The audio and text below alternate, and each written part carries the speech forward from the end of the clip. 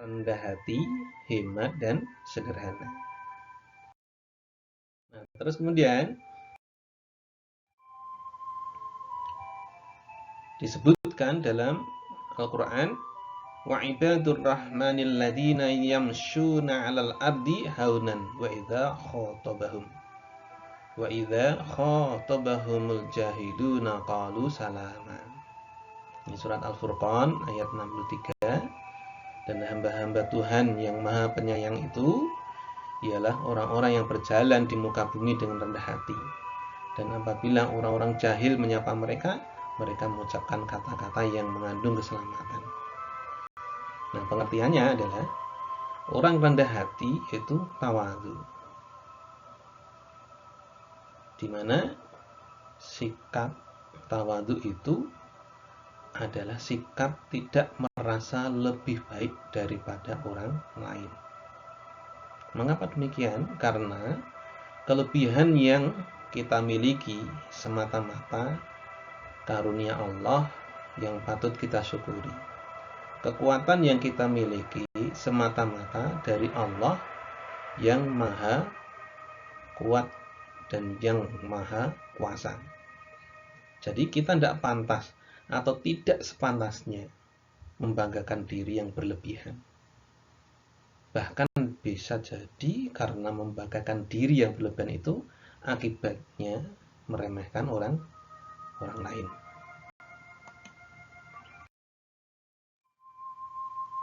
Anak-anak, ciri-ciri orang yang rendah hati ya terlihat bagaimana ia berjalan, mantap, ya, alami, tidak dibuat-buat, asli, bukan tiruan. Terlihat bagaimana ia berpakaian, terlihat apa yang ia makan dan minum. Rasulullah bersabda, "Innallaha auha ilayya an tawadhu hatta la yafkhar ahadun ala ahadin wa la yabghi ahadun ala ahadin." Tidak ada orang yang membanggakan dirinya di atas orang lain dan tidak pula seorang itu menganiaya orang lain. Lawan dari rendah hati tentunya tinggi hati. Sombong, takabur, angkuh. Ini sama maknanya. Allah berfirman dalam surat Al-Isra ayat 37 yang berbunyi, wala tamshi fil ardi marha. Jangan kalian berjalan di muka bumi dengan sombong. Gitu ya. Mengapa iblis dikeluarkan dari surga? Karena iblis merasa lebih baik daripada Nabi Adam. Ana khairu minhu, saya lebih baik dari dia. Ana khairu minhu, iblis lebih baik daripada Adam. Nah, dia berpikir bahwa penciptaannya dari api, Adam diciptakan dari tanah. Dia berpikir api lebih baik daripada tanah. Padahal pemikiran semacam itu adalah pemikiran yang salah. Nah, oleh karena itu iblis adalah makhluk Allah yang pertama yang memiliki sifat sombong. Allah tidak menerima ibadah seseorang, itu manusia, jin, maupun iblis itu sendiri jika seseorang tersebut memiliki sifat sombong. Sedikit saja dalam hati kita ketika kita meninggal ada rasa sombong, maka haram bagi kita masuk ke surganya Allah.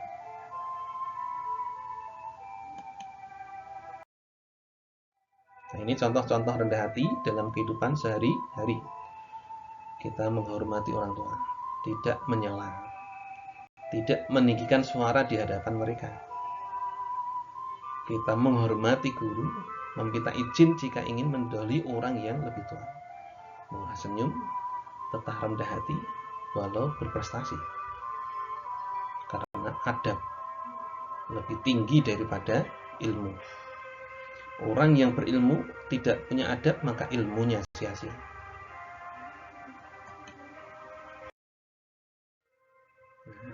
Hemat lawannya adalah boros, israf atau tabdzir. Hati-hati dalam menggunakan harta, anak-anak. Menggunakan harta harta sesuai kebutuhan. Itu namanya hemat. Jadi hemat adalah orang yang hati-hati dalam menggunakan harta. Menggunakan harta sesuai kebutuhan. Itu namanya hemat. Bukan berarti pelit. Beda. Kalau pelit harusnya itu dikeluarkan, tidak dikeluarkan, namanya pelit. Harusnya memberi, tidak memberi, itu namanya pelit. Harusnya keluarnya 10, yang keluar hanya 5.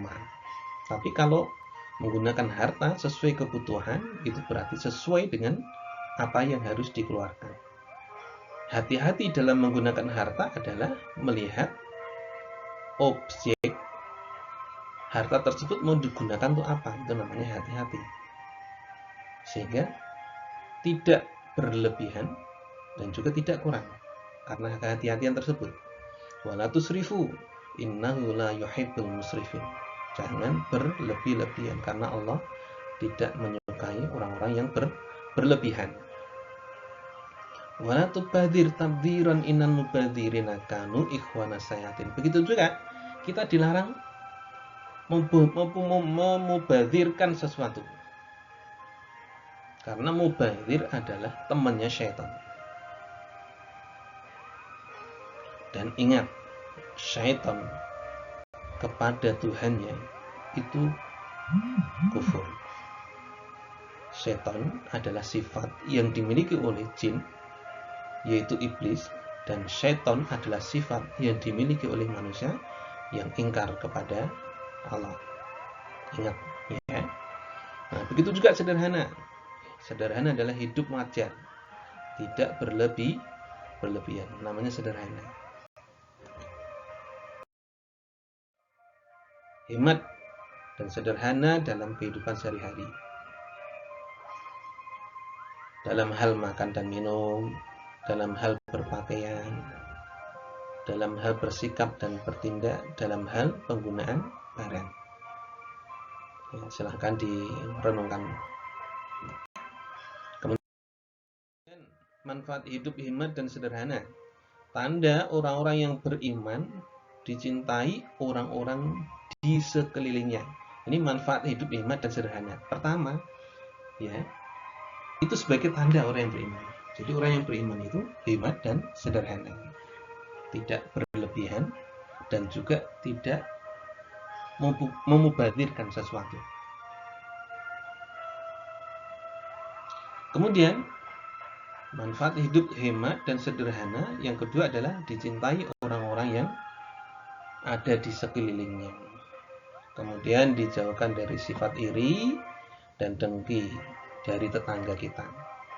Terhindar dari perlombaan berbangga-bangga terhadap dunia. Menjadi pribadi yang bermanfaat untuk orang lain. Ini materi yang kedua, anak-anak. Rasul sebagai teladan dalam kehidupan sehari-hari. Tujuan pembelajarannya menjelaskan pengertian Nabi dan Rasul, menyebutkan sifat-sifat Rasul, menyebutkan Rasul ulul azmi, menyebutkan hikmah iman kepada Rasul. Ini pengertian Nabi dan Rasul. Perbedaan Nabi dan Rasul ya anak-anak.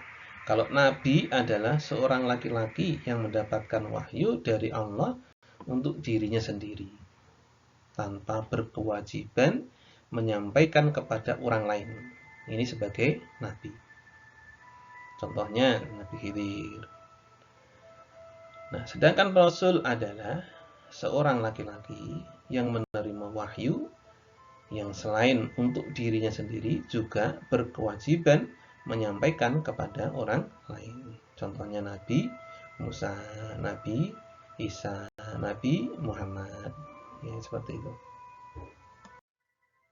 Nah, ini tugas dari Nabi dan Rasul. Tugas Nabi dan Rasul. Yang pertama, membawa berita gembira, mubasyirin, atau peringatan, mungzirin. Mubasyirin, kabar gembira, siapa yang melaksanakan kewajiban menjauhi larangan, maka kabar gembiranya adalah dia masuk surga. Peringatan adalah siapa yang tidak melaksanakan perintah, tidak menjauhi larangan, maka ancamannya adalah neraka.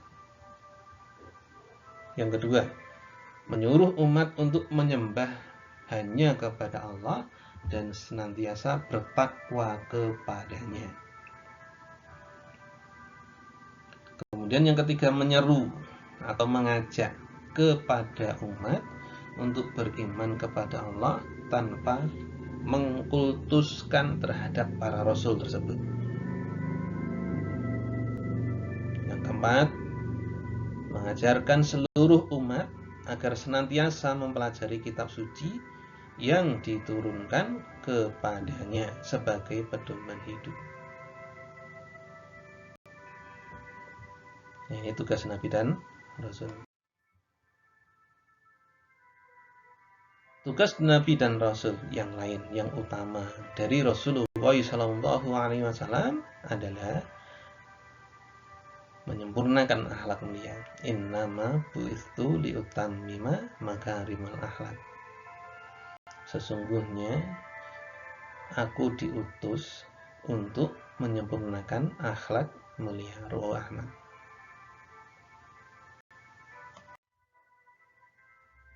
Nabi Muhammad SAW adalah rahmatan lil alamin, rahmat bagi seluruh alam.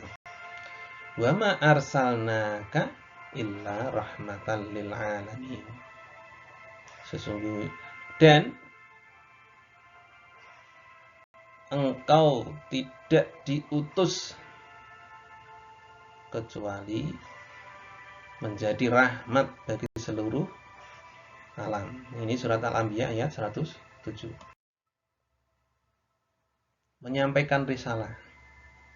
Risalah adalah ajaran yang disampaikan oleh para rasul atau ajaran yang disampaikan oleh para nabi. Surat Al-Maidah ayat 67. Ya ayyuhar rasulu balligh ma unzila ilaika mir rabbik. Wahai para rasul, balik sampaikan apa yang telah diturunkan kepadamu dari Tuhanmu, yaitu kitab-kitab yang menjadi pedoman hidup, yang menjadi dasar syariat, ajaran, ibadah bagi para nabi tersebut dan pengikutnya. Kemudian pembawa kabar gembira, maaf ini tipe ya, pembawa kabar gembira dan peringatan, bukan larangan ya. Pembawa kabar gembira dan peringatan. Wa ma nursilul mursalina illa mubasyirina wa mundzirin. Jadi para nabi tersebut itu membawa kabar gembira, yang disebut mubasyirin wa mundzirin adalah peringatan. Tadi sudah kita singgung di awal ya anak-anak. Terus kemudian nabi adalah uswatun hasanah, contoh yang baik. Laqad kana lakum fi Rasulillahi uswatun hasanah. Sungguh ada pada diri Rasulullah bagimu contoh yang baik. Ini surat Al-Ahzab ayat 21. Ini sifat mustahil bagi Rasul. Di samping sifat mustahil adalah sifat wajib. Nanti mungkin di belakang ada. Jadi sifat wajib bagi Rasul adalah sidik, amanah, tabligh, fatonah. Kalau sidik itu benar, apa yang disampaikan? Amanah dapat dipercaya. Tabligh menyampaikan. Fatonah cerdas. Nah, kalau kita lawan-lawankan, sidik itu benar berarti kizib. Kizib yang C ini ya. Sidik. Amanah lawannya adalah khianat. Tabligh lawannya adalah kitman. Fatonah cerdas lawannya adalah baladah. Baladah itu bodoh, khianat artinya tidak dapat dipercaya, kizib artinya dusta, kitman artinya menyembunyikan kebenaran. Nah, ini mustahil bagi Rasul. Tidak mungkin ini para Rasul atau para Nabi memiliki sifat 4 ini. Baladah, khianat, kizib, kitman. Namun, para Rasul memiliki sifat wajib. Sidik, amanah, tabligh, fatonah. Sidik benar apa yang diucapkan, benar apa yang diajarkan, amanah dapat dipercaya, amanah tabligh menyampaikan kebenaran apa yang disampaikan oleh Allah lewat para malaikatnya untuk menjadi pedoman hidup bagi Nabi dan pengikutnya, disampaikan semuanya. Fatonah, bijaksana, cerdas. Itulah sifat yang seharusnya kita miliki dalam kehidupan sehari-hari, anak-anak. Nah, ini ciri Nabi dan Rasul. Laki-laki, sehat jasmaninya, rohaninya. Jadi, Nabi itu bukan perempuan, ya. Jadi laki-laki. Yang kedua, mempunyai akal yang sempurna. Karena laki-laki pilihan, berjiwa ismah, jiwa yang mampu mengendalikan diri dari berbuat dosa. Kemudian yang ketiga adalah berasal dari keturunan orang baik-baik. Keturunannya baik. Terus kemudian, ini hak Nabi dan Rasul. Hak Nabi dan Rasul itu ditaati, diikuti segala sunnahnya, segala keputusannya dan ketetapannya, karena yang dibawa oleh Nabi dan Rasul adalah risalah yang datang dari Allah Subhanahu wa Ta'ala. Kemudian yang kedua, hak Nabi dan Rasul itu dicintai dengan melaksanakan ajarannya. Yang ketiga, dihormati sesuai dengan kedudukannya. Yang keempat, mencintai sahabat dekatnya serta keluarganya. Yang kelima, membaca sholawat atas diri Nabi. Itu hak Nabi dan Rasul. Terus kemudian jumlah Nabi dan Rasul, ya, Imam Ahmad dari Abu Dzar meriwayatkan dalam hadis bahwa jumlah Nabi itu 124.000, sedangkan Rasul berjumlah 315. Nah, 124.000 itu siapa saja kita tidak bisa melacak dengan pasti. Begitupun juga 315 Rasul itu siapa saja kita pun juga tidak bisa mendeteksi dengan benar. Oleh karena itu, ini hanya sekedar informasi yang disampaikan oleh Imam Ahmad dari Abu Dzar kaitannya dengan jumlah Nabi dan Rasul. Nah, terus kemudian yang wajib, yang harus kita imani adalah Nabi dan Rasul yang terdapat di dalam Al-Quran, yaitu 25 orang. Yang ini ya, Adam, Idris, Nuh, Hud, Saleh, Ibrahim, Lut, Ismail, Ishak, Yakub, Yusuf, Ayub, Syu'aib, Harun, Musa, Ilyasa, Yulkifli, Daud, Sulaiman, Ilyas, Yunus, Yakaria, Yahya, Isa, dan terakhir adalah Nabi Muhammad SAW. Dari Nabi Adam sampai Nabi Isa ajarannya hanya satu, yaitu tauhid, mengesahkan Allah. Dari Nabi Adam sampai Nabi Muhammad ajarannya hanya satu, yaitu mentauhidkan Allah. Allah sang pencipta hanya satu. Kalau toh kemudian di dalam perkembangan selanjutnya, ajaran yang dibawa oleh para nabi selain Nabi Muhammad itu ada yang mengatakan nabi bukan dari yang disebutkan di sini, atau Tuhan Allah yang tidak diajarkan oleh para nabi, maka itu adalah penyelewengan. Oleh karena itu, tugas Nabi Muhammad SAW dalam hal ini adalah meluruskan kembali ajaran para nabi, terus kemudian mengajarkan Al-Quran kepada seluruh umat, menyempurnakan kembali kitab-kitab yang sudah diselewengkan oleh tangan-tangan manusia yang tidak bertanggung jawab, yaitu Al-Quran. Sehingga Al-Quran dalam hal ini adalah sempurna. Dzalikal kitabu la raiba fih. Tidak ada kemamangan sedikit pun. Hudal lil muttaqin. Petunjuk bagi orang-orang yang bertakwa. Nah, ini mukjizat para nabi dan rasul anak-anak. Mukjizat adalah suatu kejadian luar biasa yang menyalahi adat kebiasaan dan hukum sebab akibat yang dikaruniakan Allah kepada Rasulnya. Ini atas kehendak Allah. Kenapa keluar dari hukum sebab akibat? Kenapa menyalahi adat kebiasaan? Karena Allah menghendaki. Ibaratnya seperti jarum jam yang diputar oleh pemiliknya.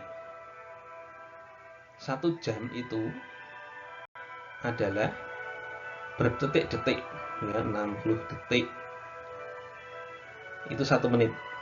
Terus kemudian menit, kemudian menjadi jam.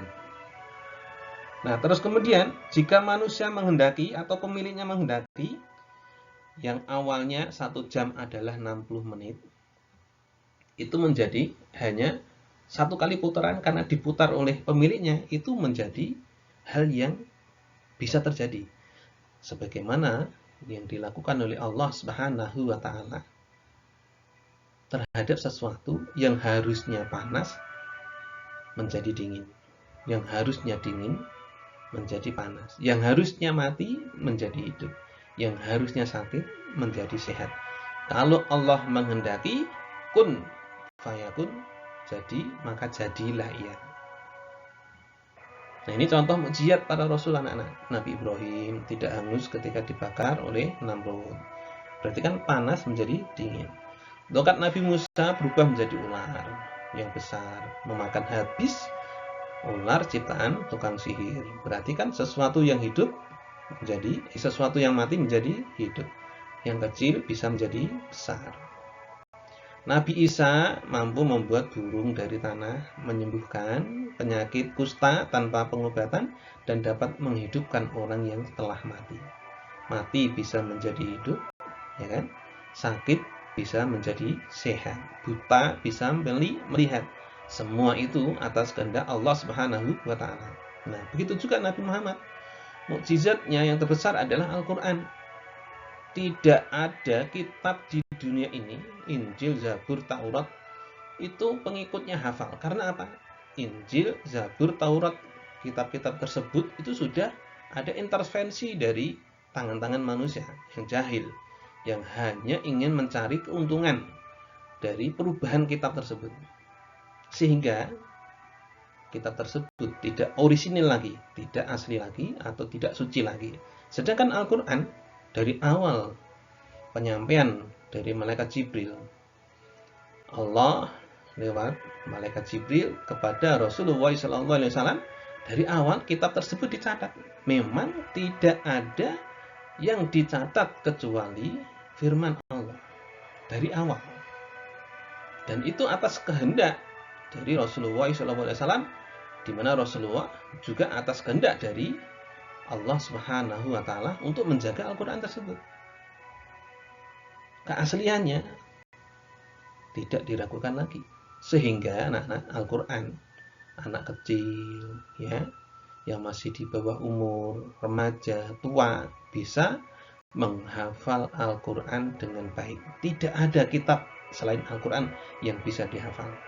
Itu adalah mukjizat yang terbesar yang dimiliki oleh Rasulullah SAW. Kemudian anak-anak,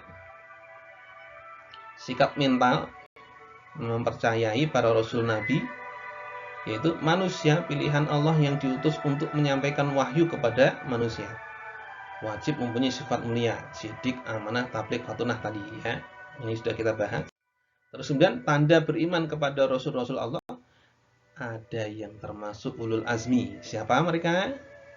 Nabi Muhammad, Nabi Ibrahim, Nabi Musa, Nabi Isa, Nabi Nuh. Ingat-ingat ya. Ada 5 nabi yang termasuk nabi ulul azmi yang memiliki kesabaran yang luar biasa, yaitu Nabi Muhammad, Nabi Ibrahim, Nabi Musa, Nabi Isa, Nabi Nuh. Kemudian yang keempat, bahwa Nabi Muhammad adalah penutup seluruh nabi dan rasul yang bertugas menyempurnakan agama samawi ini, agama langit. Nah, kemudian sikap lahir mentaati Rasulullah, ya, mentaati risalah. Risalah adalah ajaran Rasul, ya, ajaran kenabian, ajaran para rasul yang diajarkan kepada kita. Wa ma atakumur rasulu fakhudhuhu wa ma nahakum anhu fantahu wattaqullaha innallaha syadidul iqab. Apa yang diberikan Rasul kepadamu, maka terimalah, dan apa yang dilarang bagimu, maka tinggalkanlah, dan bertakwalah kepada Allah. Sesungguhnya Allah amat keras terhadap sesungguhnya Allah amat keras hukumannya. Wa'budullaha wa la tusyriku bihi syai'an. Beribadah kepada Allah, jangan berbuat mempersekutukan Allah. Selalu mengingat, memahami, berperilaku sesuai dengan yang dicontohkan oleh Rasulullah. Namanya sunnah, ya. Jadi kalau ada sunnatullah, di sini ada sunnah Rasulullah. Melakukan usaha untuk meningkatkan kualitas hidupnya, seperti meningkatkan kesehatan, memelihara, meningkatkan iman, takwa, meningkatkan ilmu pengetahuan yang bermanfaat tentunya. Demikian anak-anakku semuanya dirahmati Allah, semoga bermanfaat. Demikian review yang bisa Pak Dar sampaikan, semoga kalian bisa memahaminya dengan baik. Terima kasih atas perhatiannya. Kita akhiri dengan kafaratul majlis. Subhanakallahumma wa bihamdika asyhadu an la ilaha illa anta astaghfiruka wa atubu ilaik. Assalamualaikum warahmatullahi wabarakatuh.